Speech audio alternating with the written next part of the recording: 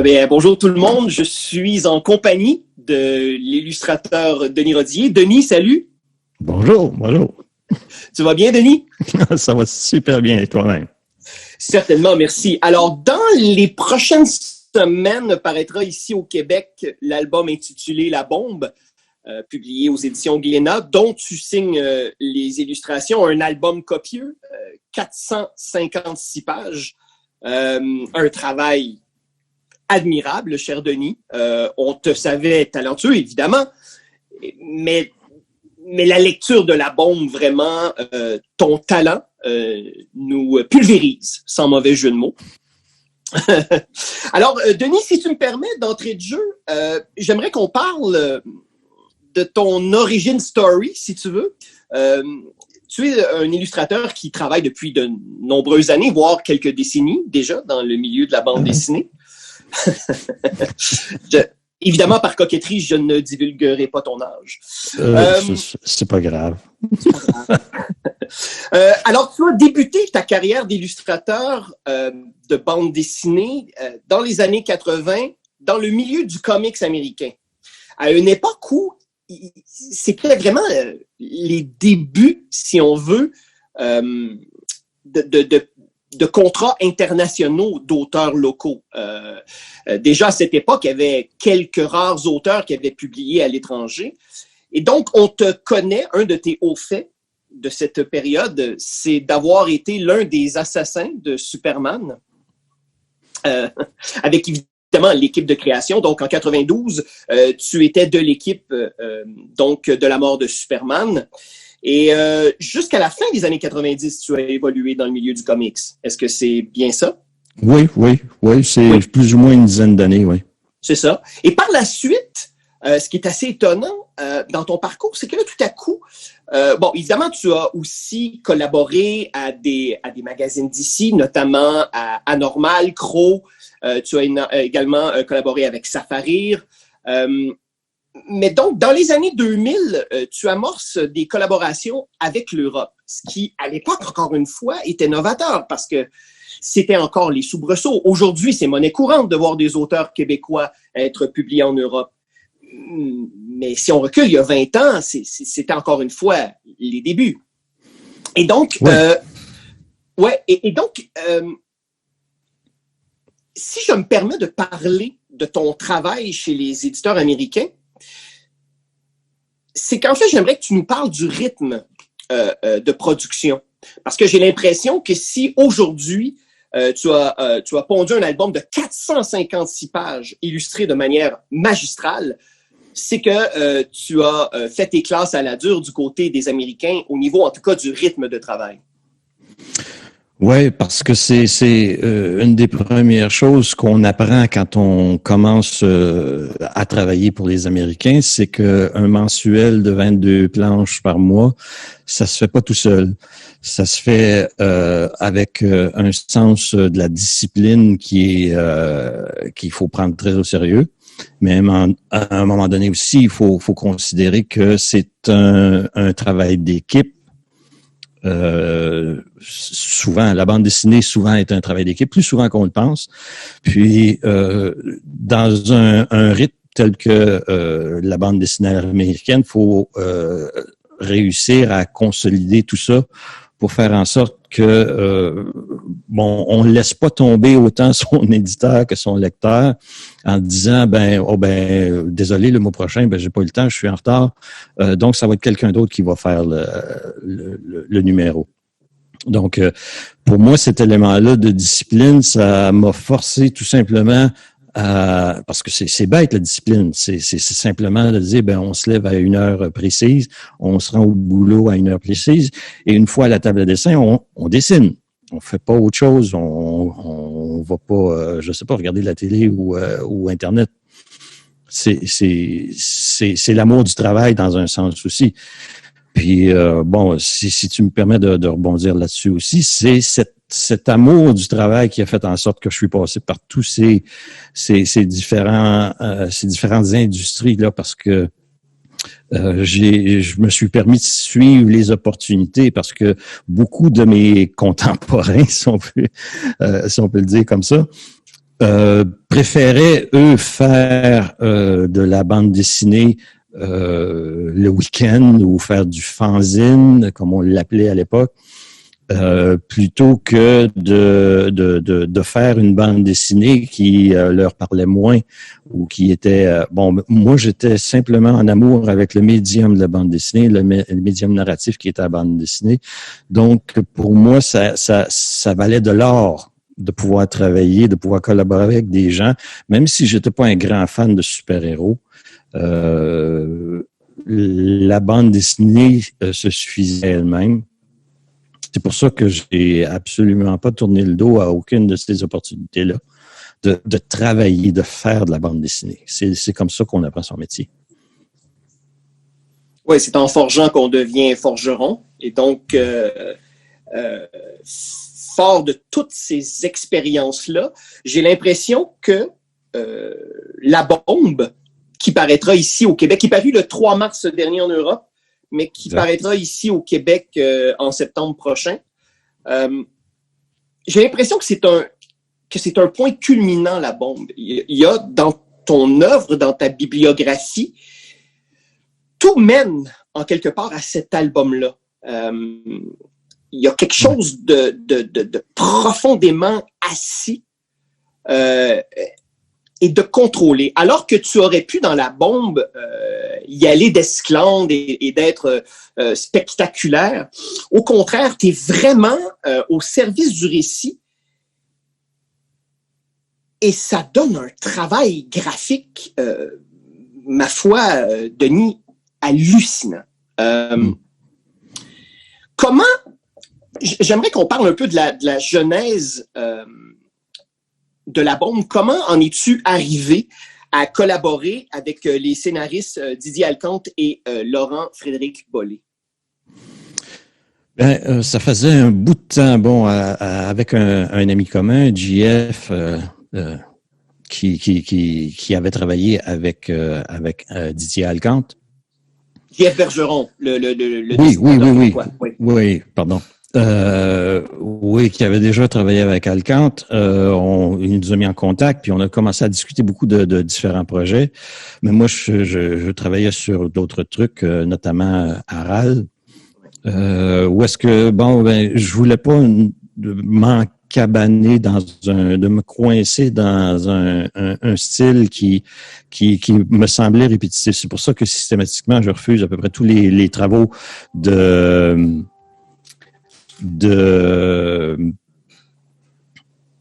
super-héros parce que j'ai l'impression d'avoir fait le tour de cet univers-là. Donc, pour moi, c'est important de pas se répéter dans les styles, dans les façons de faire et de toujours explorer. Donc, quand Didier m'arrivait avec des projets, ils étaient tous bons, ils étaient tous excellents, mais il fallait trouver la perle, il fallait trouver le point d'entente entre lui et moi. Puis c'est arrivé avec La Bombe. J'ai eu quand même beaucoup d'appréhension au début parce que c'est volumineux, c'est beaucoup de travail. Mais en même temps, aussi au moment où on a commencé à discuter avec Laurent-Frédéric Bollé, c'était de savoir quel était le point de vue politique.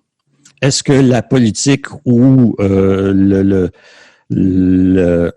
point de vue contemporain vis-à-vis de la bombe et du nucléaire allait polluer, d'après moi, le récit historique. Pour moi, c'était important d'avoir le point de vue des gens qui le faisaient à cette époque-là pour mieux illustrer comment ils vivaient. Si on impose aux personnages une vision d'auteur, si on impose notre vision à nous, à des personnages qui pouvaient pas savoir qu'est-ce qui allait suivre la découverte de la bombe atomique, on n'aurait pas pu faire un bon récit historique. Là, ces personnages-là étaient dans une situation très précise, la guerre contre le fascisme, la guerre contre le Japon, et ils étaient en réaction à ce qu'ils vivaient. Okay? Certains pouvaient prévoir certaines choses. Léo Szilard en particulier pouvait voir l'ampleur puis les dérives que la bombe pouvait amener, mais tous ces gens-là étaient un petit peu dans le flou, dans la théorie, dans le cas des scientifiques, mais c'est pas comme avoir tout vu ça à 75 ans plus tard. Donc, pour moi, en particulier, c'était important de savoir que ces gens-là, c'est-à-dire Didier Alcante et Laurent Frédéric Bollé, avaient cette même vision que moi de l'histoire avec un grand H, pour pas que notre vie contemporaine, notre vision contemporaine vienne polluer le récit. J'imagine aussi, Denis, que comme illustrateur, c'est quand même pas ton premier album à connotation historique, là. Mais quand même, c'est un travail titanesque parce que là, tout à coup, comme illustrateur, donc tu dois tenir compte d'une époque précise, de personnages historiques ayant véritablement vécu. Au niveau des recherches, qu'est-ce que ça implique? Est-ce que ça prend... Donc, j'imagine, bon, évidemment, tes scénaristes, évidemment, t'ont nourri avec leur scénario, mais encore faut-il que toi-même, d'un point de vue graphique, tu développes ta propre grammaire graphique, que tu fasses tes recherches pour reproduire. Oui. Ouais, quand on me donne un scénario qui est aussi précis, aussi fouillé, avec les dates, les heures, l'ordre des événements et les personnages présents à une réunion, par exemple, il se peut qu'il y ait seulement 2 personnages qui parlent, mais je sais les 10 autres personnes qui vont être autour de la table. Donc, pour moi, c'est déjà le début de la piste, mais ça facilite beaucoup la recherche parce que, bon, il reste que c'est du matériel du 20e siècle que je dois chercher, donc c'est tout à fait à portée de la main si on sait se servir de Google. Puis, il reste que là, en ayant ce matériel-là, justement, cette grammaire-là se bâtit assez rapidement. Je fais souvent le lien aussi avec la bande dessinée de l'époque parce que ça a influencé beaucoup mon style, particulièrement pour celui-là, parce qu'il faut se remettre dans le contexte de l'époque jusqu'au bout, d'après moi. Parce que en voyant aussi le travail de ces gens-là, ça m'a aidé à mieux focaliser sur la narration plutôt que sur les petits détails.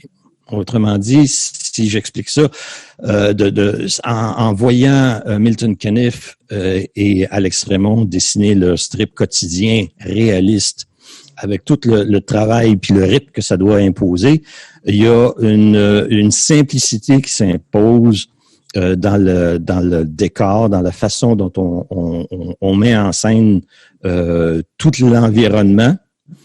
Donc, pour moi, je peux aller chercher ces éléments-là super schématisés, super simples dans la narration et l'appliquer dans ma recherche de documentation.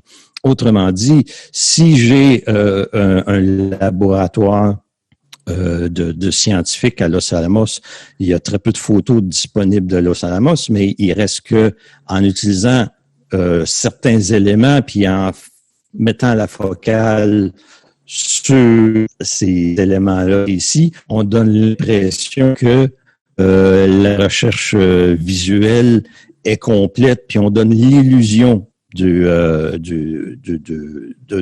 univers complet et historiquement adéquat.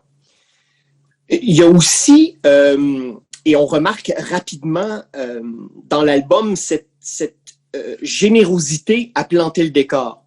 C'est-à-dire que, par exemple, tu vas nous flanquer 2 pages d'une vue aérienne d'Hiroshima, ultra détaillée, et par la suite, on entre dans un cadrage beaucoup plus serré où là, il y a des personnages qui conversent. Donc, c'est une technique, en quelque part, pour, justement, planter le décor. Oui, puis c'est là que vient toute l'illusion. OK, il y a un jeu d'illusion dans tout ça. OK, moi, je suis grand fan d'Orson Welles. Orson Welles, c'était un magicien à la base. Il s'agit de donner de planter le grand décor pour ensuite aller dans le tout petit détail. Puis on a l'impression que on comprend l'univers dans lequel on est. On sait qu'on n'a plus besoin d'avoir tous les petits détails. Il s'agit, par exemple, de mettre un plan de la ville, ensuite de mettre un plan de la cuisine. Puis après ça, pour 2 pages, on n'a plus besoin de mettre ces éléments-là parce qu'on sait dans quel décor on est, on sait dans quel univers on est. Certains vont escamoter ces choses-là et tout à coup, on est confus. Il y a combien de personnes qui se parlent? Il y a combien de... Une fois qu'on a placé cette simple case-là du plan général de la cuisine, ben, il s'agit après ça simplement de dessiner la salière entre les 2 personnages, puis on connaît tout le reste. Donc, c'est cette méthode-là qui permet de prendre un projet si volumineux sans vouloir vraiment mourir après 40 planches parce qu'on sait qu'on y arrivera jamais. C'est une question d'économie. La même technique est utilisée, puis ça, je le dis souvent à mes confrères, le contre-jour est ton ami. C'est-à-dire que si on prend des maîtres de la bande dessinée comme Noel Sickles, qui a été un des grands amis et grands influenceurs, si on peut appeler ça comme ça, de Milton Caniff, il pouvait rendre une scène super crédible en ayant des séries d'avions, mais seulement qu'à contre-jour. Il dessinait des trains qui étaient à contre-jour constamment, mais on sentait tout le réalisme derrière parce que l'esprit fait le reste. L'œil du lecteur lit certains éléments importants, puis tout le reste, il se le construit. Et c'est pour ça que je disais d'entrée de jeu, Denis, que tout ton travail de toutes ces années ont mené à la bombe, parce qu'il y a dans la bombe un tel souffle graphique, une telle maîtrise du rythme, du clair-obscur aussi. Je veux dire, de te voir travailler en noir et blanc, c'est tellement une jouissance pour le lecteur, pour la lectrice, parce qu'on prend la pleine mesure, justement, de ton travail de metteur en scène et d'éclairagiste aussi, de directeur photo, littéralement. Là, j'utilise des termes de cinéma, mais c'est un peu ça. Oui, exactement. Et donc, on t'a connu dans des séries, on t'a connu aussi dans des albums solo, mais un album unique de 456 pages, Denis, quand on te téléphone ou on t'envoie un courriel pour te proposer ça, est-ce que c'est quoi ta réaction? Est-ce que tu as peur? Est-ce que ou tu dis go, j'y vais? Parce que pour moi, comme lecteur en tout cas, le niveau d'exigence qu'il y a dans cet album-là est tellement élevé que moi, lisant ça, je me dis, mais mon Dieu, Denis devait être complètement terrorisé à l'idée de plonger dans un tel matériel. On peut faire un rappel à Superman à ce moment-là. On prend des petites bouchées, on y va mois par mois, planche par planche. Eux me fournissaient un scénario qui se construisait par scène, donc par séquence. Donc, il pouvait avoir une séquence de 5 planches, il pouvait avoir une séquence de 15 planches au maximum. Donc, pour moi, j'avais l'impression de faire une petite bande dessinée et de passer à l'année suivante. Donc, je pouvais quand même compartimentaliser tous ces petites bandes dessinées sans jamais regarder la pointe de l'Everest puis dire, j'y arriverai jamais. C'est, un pas après l'autre. Puis, c'est ce qui me permettait aussi de bien rythmer chacune des séquences aussi parce que, je fais souvent référence à la musique quand je construis une scène ou une bande dessinée dans sa forme générale, où est-ce que on utilise des termes comme le rythme, l'harmonie, la mélodie. Donc on peut utiliser chacune des petites scènes comme une chanson d'un album. Donc, qui possède son propre rythme, qui possède ses propres formes de cases, et ensuite on peut même aller dans le plus large de l'album, où est-ce que on ajoute des leitmotifs. On pourra remarquer que dans la bombe, je me suis amusé à mettre des motifs circulaires, souvent à l'entrée des séquences, qui était un jeu pour nous. Bon, c'était une façon d'ajouter des trucs, mais à un moment donné aussi, il y avait un rappel aux champignons atomiques qui se donnait. Seulement pour moi, d'ajouter, par exemple, un plat en plongée de l'assiette de petit déjeuner du président Roosevelt, où il y a un œuf sur le plat qui est crevé et qui coule vers le bas, pour moi, c'est référence encore au circulaire, mais aussi aux champignons atomiques. Donc, il y a des moyens de rendre la narration vivante en s'amusant, en ajoutant des clins d'œil. Certains fans de Superman vont remarquer que la crèmerie où Léo Szilard et Enrico Fermi se rencontrent s'appelle le Dairy Planet. Oui. Donc, il faut se permettre ces choses-là, puis c'est ce que permet le roman graphique, parce qu'on a l'espace tout à coup. Et le médium dans un album de 46 pages. Ah non, évidemment. Évidemment, là, évidemment, tu peux prendre davantage ton temps, mais c'est aussi la force, je trouve, du médium de la bande dessinée. C'est cette idée du fil d'Ariane aussi dans sa construction. Justement, tu parles de forme sphérique ou de forme arrondie qui reviennent comme une espèce de leitmotiv. Évidemment, du leitmotiv, on en voit au cinéma, on en voit dans d'autres formes d'art. Mais il y a cette idée que la bande dessinée, on puisse s'arrêter sur une case, comme lecteur, comme lectrice, et vraiment sans se perdre dans le dessin, parce que ça arrive à aucun moment dans cet album, mais sans se perdre dans le dessin, quand même y plonger, je trouve que ça donne une telle force que pour moi, la bombe, si par exemple, on l'adaptait en télésérie, par exemple, ou en téléfilm, je pense pas que ça aurait cette force d'impact que l'album a. Parce que, justement, comme illustrateur, Denis, tu t'amuses, tu explores, tu t'amuses des codes de la bande dessinée. Et tu mets ce langage à profit. Est-ce que de faire ce travail-là parce que bon, tu as travaillé pendant 4 ans, 4 ans et demi sur cet album-là? Oui. Donc, forcément, c'est probablement le travail qui t'a habité le plus longtemps de ta carrière. Oui, effectivement. Est-ce que dans ta technique de travail, est-ce qu'il a fallu que tu t'ajustes pour accélérer le rythme ou au contraire, tu as travaillé comme à l'habitude? C'est-à-dire que j'ai adapté ma façon de faire la narration pour acquérir un certain rythme que je pouvais prévoir jusqu'à 16 planches par mois. C'est quasiment 16 planches par mois, Denis, c'est presque le rythme du comics, là. Oui, mais c'est le rythme qu'on se donne plus dans le comics parce qu'on le fait à 2 personnes. Oui. Moi, je faisais ça tout seul. C'était une façon de raconter, c'était adapter sa narration pour justement être au service de la narration et mettre les personnages au centre de l'histoire, mais donner chaque élément essentiel à la compréhension de l'histoire et donner des pistes seulement pour que les gens puissent bien saisir dans quel lieu on est, dans quelle époque on est.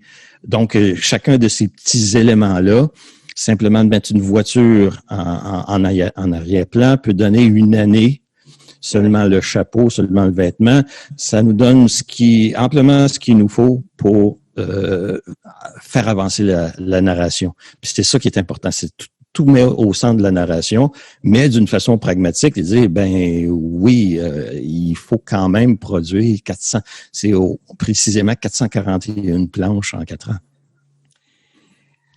Que ce soit pour les férus d'histoire ou les amateurs de dessin, La Bombe est un album incontournable de l'année 2020. À n'en point nommé, elle sera au sommet des meilleurs albums. Denis, encore une fois, félicitations. C'est un travail qui pousse l'admiration. Et on en aurait pris encore. Ah ben, je prends pas ma retraite tout de suite quand même. Oui, alors écoute, je te souhaite bon vent pour les prochains projets et encore une fois, toutes mes félicitations pour cet album et pour les auditeurs, les auditrices, vraiment, dès son arrivée au Québec en septembre, courez vous procurer cette œuvre monumentale qui est tristement encore à ce jour d'actualité. Denis Rodier, merci beaucoup d'avoir été des nôtres. Merci. Et sans plus tarder, mesdames et messieurs, je vous invite à rester des nôtres puisque le prochain segment sera consacré à l'atelier À vos crayons de Stéphane Arche.